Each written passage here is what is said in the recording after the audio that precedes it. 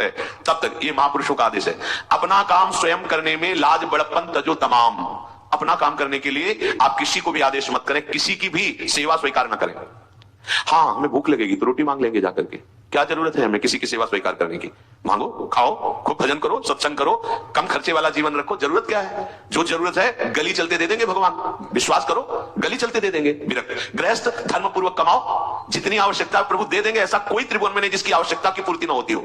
अनावश्यक तुम्हारी मांगे जो है वही तुम्हें दुख दे रही है। आवश्यक व्यवस्था सबको भगवान दिए हुई है, अनावश्यक मांग के लिए तुम्हें फिर फंसना होगा। ये तुम्हारी अनावश्यक मांगे हैं, ये हो जाए वो हो जाए, वो जो आपको जीवन जीने के लिए जरूरी है, धर्म पालन के लिए जरूरी है, वो बिना मांगे भगवान दे रहे हैं सबको। देख लो।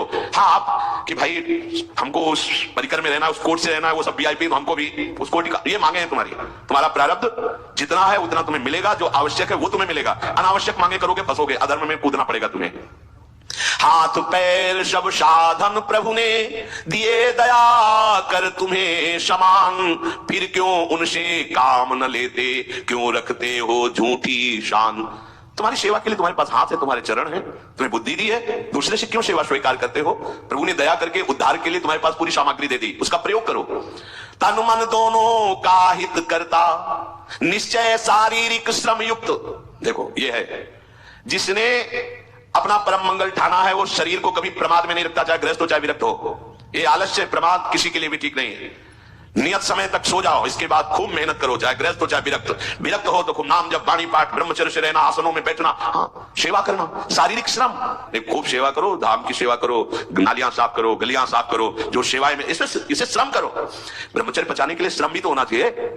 श्री जी की प्राप्ति के लिए मन वचन कर्म से श्री जी के चरणों का आश्रय लेकर के जितना आप अन्न डालते हो उतना आप इसका प्रयोग करो शरीर का। इससे ममता मत रखो। खूब धाम, पुराने संतों को देखो, सोनी पकड़े कहां कहां तक परिक्रमा में लगा। हमने देखा है एक हरिदासी महात्मा के पीछे पानी घाट की तरफ उनकी छोटी सी कुटिया, किलोमीटर तक ऐसे ही सोनी लगा रहे हैं। वृद्ध वृद्ध महात्मा सेवा करें। अपने लोग जवान महात्मा होकर, शरीर स्वस्थ होकर, बेइज्जती से अगर सोनी पकड़ के खड़े हो जाओगे गली में तो आपको लगेगा अपनी बेइज्जती हो रही है। वाह, कितनी बड़ी इज्जत है हमारी। स्वामिनी के महल की वीथियों में सोहनी लगाने में तुम्हें बेइज्जति लग रही, और आचार्य चरण याचना कर रहे हैं। यत्किंकरीषु बहुशा खलु काकुवाणी नित्यं परस्य पुरुषस्य शिखंड मौले तस्या कदापि रश्मिधैर्वशभानुजायात् तत्केलि कुंज भवनांगण मार्जनीश्याम। लाडली जो ऐसी कृपा करो कि आपके वृंदावन धाम में कहीं सोहनी लगाने वाली, पोछा लगाने वाली मैं बन जाऊं। मांग रहे हैं। एक से कहा भैया चाहे जितना बुरा प्रारब्ध हो, यहाँ जो भगत आते हैं उनके जूते साफ कर दिया, कोई प्रारब्ध खत्म हो जाएगा। भाई आप समझो ये वो दवा है जो बेजोड़ है, इसे कोई काट नहीं सकता। अच्छा अगर ऐसे ना समझो तो हम आपको समझा रहे हैं। गुरुद्वारे में चले जाओ, चाहे जितना बड़ा अधिकारी हो, सबसे पहली जोरी सेवा यही होती है, पादुका की सेवा करो। समझे नहीं आ रहा तुम्हें? अरे जिसे हम हंसते हंसते कह रहे हैं वही तुम्हारे बंधन काटने का कारण बन जाए। यदि मान लो बात, पर वो हम जूता साफ करेंगे नहीं। मन से हम कितने गंदे हैं ये हम नहीं देख पा रहे हैं। वो तो बाहर वृंदावन की रज में पादुका में लगी, छोटी मोटी बात नहीं है। पादुका जो रखी है ये बंधन ही है। आप इनको ऐसे साधारण जूते मत समझना।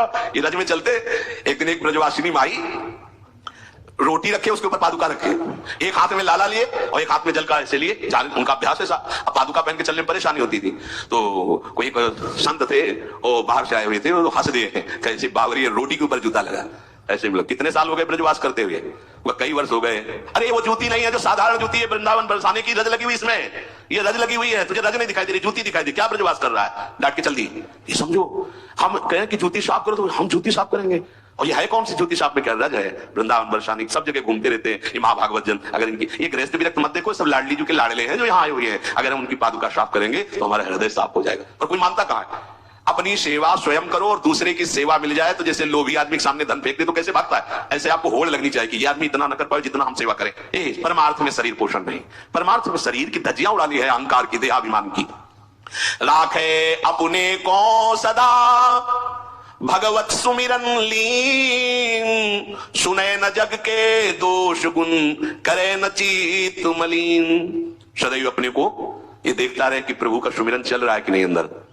बहुत बड़े काहे की परेशानी, हम तो यही समझ नहीं पा रहे कि इतनी झंझटें लेकर कैसे घूम रहे लोग।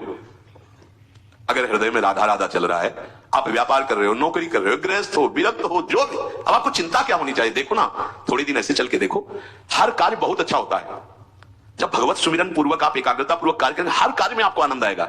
पर वो तो शरीर पोशी, जैसे आग जलने में फफोला पड़ जाता है ना, उसको बहुत संभाल के रखते हैं। ऐसे देहाभिमानी साधक भी होते हैं कोई कोई, इतना शरीर को सजा के, इतना संभाल के कि लगता है यही भगवत प्राप्ति है इनकी, कि इनके शरीर बिल्कुल ऐसे नहीं। नहीं, संतों ने देखो ना कैसे अपने शरीर के राग का त्याग किया है, गुरुजनों की आज्ञा में तत्पर होकर धज्जियां उड़ा दी देहाभिमान की, तब उनको परम पद प्राप्त हुआ है।